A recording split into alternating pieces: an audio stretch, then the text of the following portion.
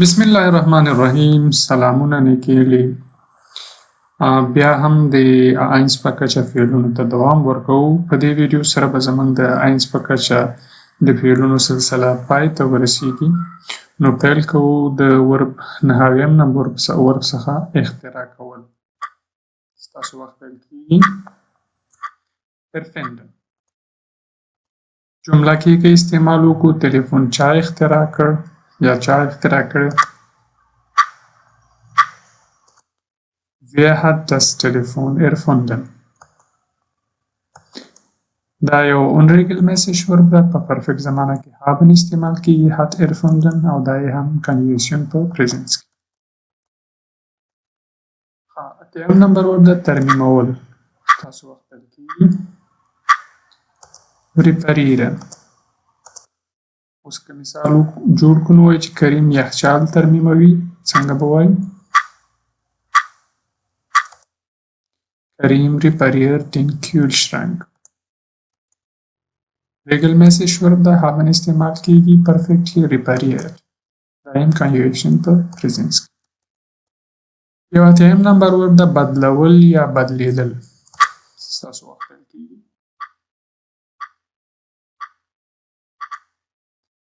wechseln زه اوس وایم زه د خپل موټر ټایرونه بدلوم. څنګه به وایو؟ Ich wechsle die Reifen meines Autos. Genitiv. Regelmäßig verb sein استعمال کیږي ورسره is gewechselt د دې participle 2 ده یعنی perfect کې او دا present conjugation. په ګډه یا یو ځای کار کول. ستاسو وخت پیل کیږي. Zusammenarbeiten اوس که مثال کې واخلو نو موږ د اوږدې مودې څخه یو ځای کار کوو. Wir arbeiten schon lange zusammen. Regelmäßig verb hat zusammengearbeitet او دایم conjugation په present کې. وزن بایلل او کمول یا بل معنی ده لرې کول. نو دواړه معناګانې ترې اخیستلی شي. abnehmen اوس که مثال واخلو ما اول مثال کې چې ما 5 کیلو وزن له لاسه ورکړ یا ما 5 کیلو وزن بایللی ده کم کړی مې ده. او دوم مثال کې وایي چې ماسک دې لرې کړه. نو څنګه به وایي دا دواړه خبرې؟ همدا یو ورب دواړو ته استعمالیږي. په کانټکست فرق کوي. اوس ګوره اول مثال کې وایي چې ich habe 5 Kilo abgenommen. abgenommen د دې participle 2 ده. 5 کیلو وزن بایللی ده. او دوم کې وایي چې nehmen Sie die Maske ab. دا ماسکه چې ولې درته وایم چې nehmen Sie die Maske ab ماسک دې لرې کړه. نو unregelmäßig verb د haben استعمال ورسره کیږي trennbar ده او hat abgenommen د دې perfect ده. abgenommen participle 2 ده. نو دا هم conjugation په present کې. د دې ضد ده بیا وزن اخیستل او یا زیاتېدل دوه معناګانې دا هم لري. وزن بایلل هم یاد کړه abnehmen. نو وزن اخیستلو ته به څه شی وایي؟ zunehmen. اوس که مثال کې وایي دلته هم دوه مثاله لرو. اول مثال کې وایي چې ما 5 کیلو وزن اخیستی یعنی 5 کیلو وزن مې زیات شوی ده. او دوم مثال کې وایي چې ورځنی کاري بوج یا بار چې ته له حده ډیر شوی ده. نو یو د زیاتېدو په معنا شو او بل د وزن اخیستو په معنا شو. نو مثال کول وایو چې ما 5 کیلو وزن اخیستی ده. نو بیا به څنګه وایو ich habe 5 Kilo zugenommen. په مخکې مثال کې موږ ویلي چې ich habe 5 Kilo abgenommen.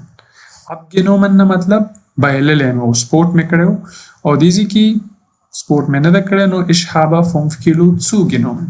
او که وایي اوس د بل لغت کې بله جمله کې د دې معنا بیا د وزن اخیستلو په معنا نه ده بلکې د زیاتېدلو په معنا. نو موږ وایو چې ورځنی کاري بوج له حده ډیر شوی ده. نو څنګه به وایو؟ Der tägliche Arbeitsaufwand دې ته Arbeitsbelastung هم وایي. Der tägliche Arbeitsaufwand hat unglaublich zugenommen. یعنی دا جمله لږ سخته ده خو ورځنی کاري بوج یا بار له حده دا Arbeitsaufwand Workload ته وایي یا Arbeitsbelastung نو دا زیات شوی ده zugenommen یعنی زیاتېدلو په معنا ده regelmäßig ورته trennbar ده او haben استعمال ورسره کېږي zugenommen Partizip 2 ده دا هم conjugation په presence کې پنځه اتم نمبر ورته اجازه ورکول erlauben اوس کوي چې زه خپل زوی ته اجازه ورکوم چې سینما ته لاړ شي نو دا به څنګه ترجمه کوو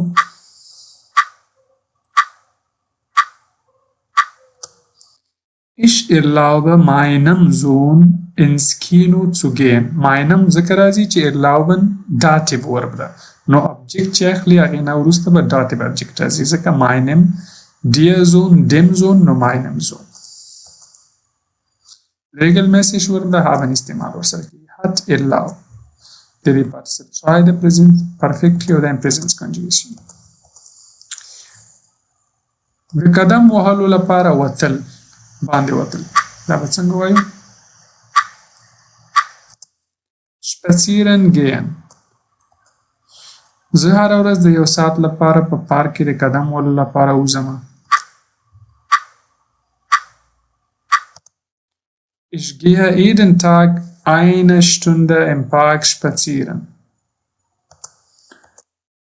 Unregelmäßig wird das sein استعمال ورسره کېږي په perfect کې ist spazieren gegangen او دا یې هم conjugation ده په present کې اتم نمبر ده معاینه کول یا تحقیقات کول دواړه معنا ترې اخیستل شو لکه ډاکټر چې معاینه کوي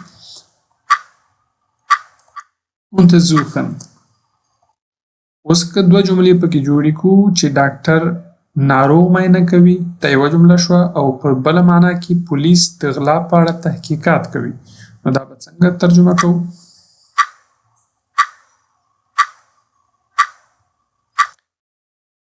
Der Arzt untersucht den Patienten نو دې ځای کې معنا ده چې ډاکټر چې ده د مریض یا د ناروغ کس چې کوي معاینه کوي چې څه تکلیف لري او په دوم مثال کې die Polizei untersucht den Diebstahl Diebstahl غلا ته وایي Dieb غل ته وایي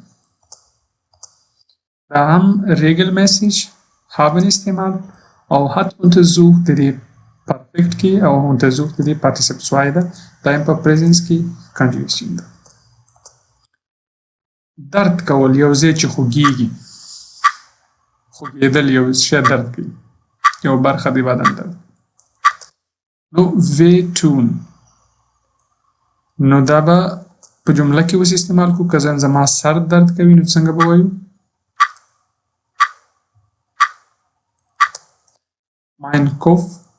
mein Kopf tut weh بعضې وخت کې ته داسې هم ویلی شي چې د دې پسې دا هم ویلی شي چې وایي ich habe Kopfschmerzen نو mein Kopf tut weh مساوي ده د دې سره چې ich habe Kopfschmerzen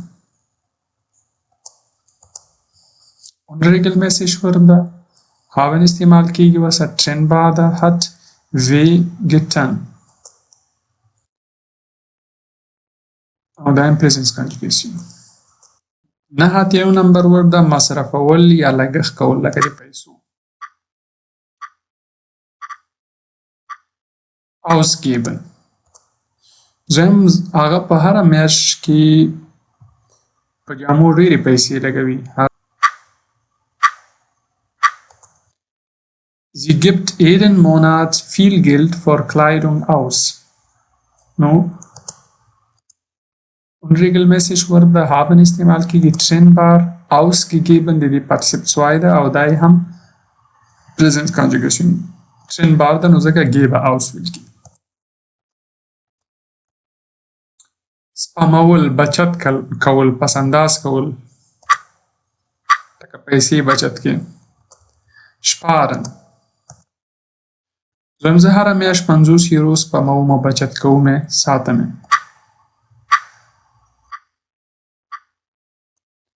Ich spare jeden Monat 50 Euro. regelmäßig ورته haben استعمال کیږي gespart participe 2 ده او دایم presence continuous باران وریدل باران کېدل چې موږ وایو regnen کوی چې پرون ډیر باران وشو gestern hat es viel geregnet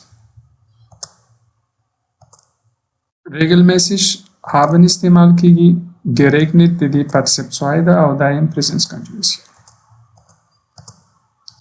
ځلیدل روښانه کېدل لکه یو شعر ځلیږي یو شعر روښانه کېږي لکه لمر چې ځلیږي scheinen اوس که ووایي چې د باران نه وروسته لمر ځلیږي لمر بیرته راوخته او ځلیږي نو څنګه به ووایو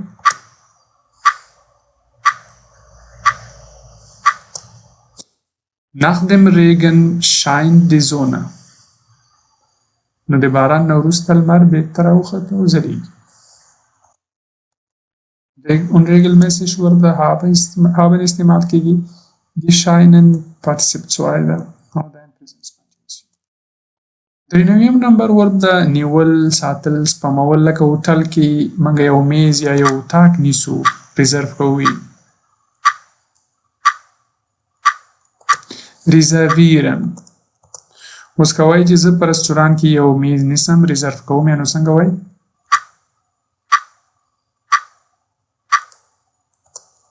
Ich reserviere einen Tisch im Restaurant. Regelmäßig ورته haben استعمال کېږي reserviert د دې participe 2 او د presence continuous بل ورب تقریبا د همدې ځینې مترادف ده چې هغه هم د ریزرویرن سره بیخي د دې په ځای استعمالولی شي چې نیول ساتل سپمولو په معنا ده بوخن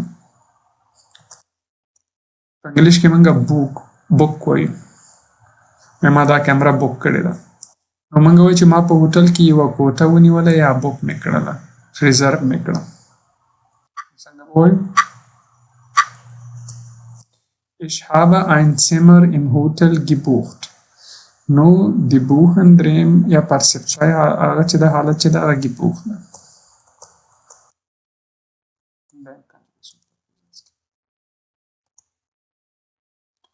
نو په دې سره زمونږ د اینس په کچه چې کوم د فعلونو سلسله وه هغه پای ته ورسېدله نو انشاءالله چې دې لړۍ ته به دوام ورکوو او د اتصوای په کچه فعلونه به په نوې ویډیو کې شروع کوو ښه وخت ولرئ